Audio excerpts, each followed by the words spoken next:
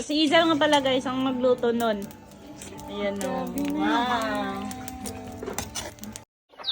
Hi guys! Magandang hapon sa inyong lahat. So, nandito nga pala ako ngayon sa bahay and yun, ang ingay. So, sa mga hindi nga po pala nakakaalam, ito yung bahay namin. Ayan. Tapos, yun yung mga alaga ni mama.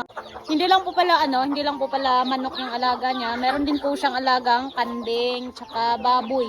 Pinapakain ni mama yung mga manok niya kasi kuha kami ng isa doon para katayin namin.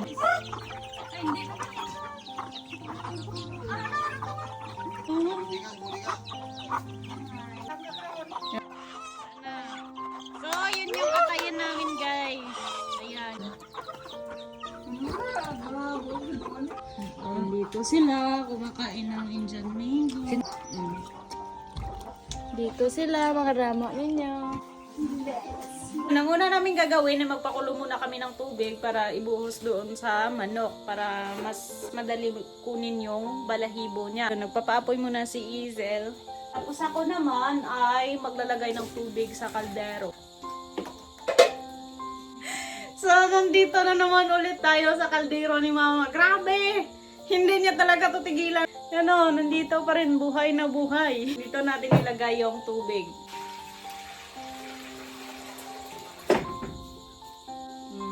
Diba? Pakulo. Sa pagpapakulo.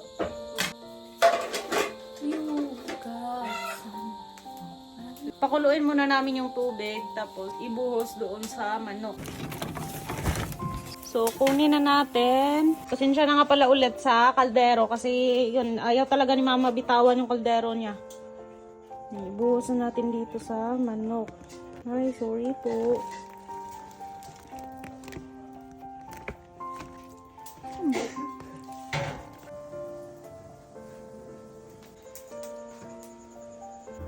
Nakuha na lahat ng balahibo niya pero meron pang natirang mga maliit.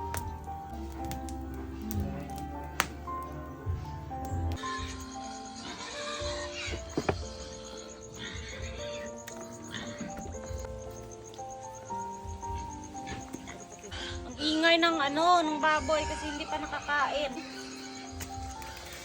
Okay.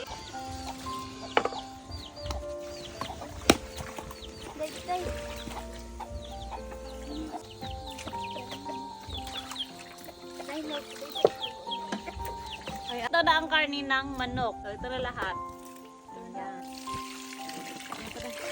Ayan, oh. Si Izel na yung magluto ng adobo. So, adobo lang pala ang gagawin namin magluto dito.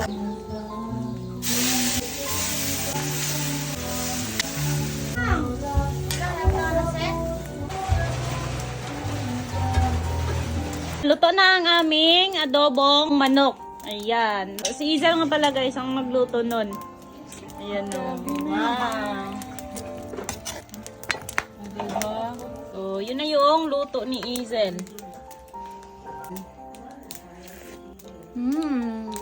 Good siya guys. Ang sarap niya.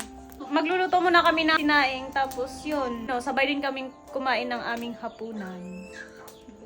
At dahil naluto na yung ulam at luto na rin yung sinaing namin, so yun, kumain na kami ng aming hapunan. So once again, maraming salamat po ulit sa patuloy yung pagsusuporta at sa panonood ng aming mga videos. Mag-ingat po kayo palagi at God bless po sa inyong lahat. So, kain po tayo!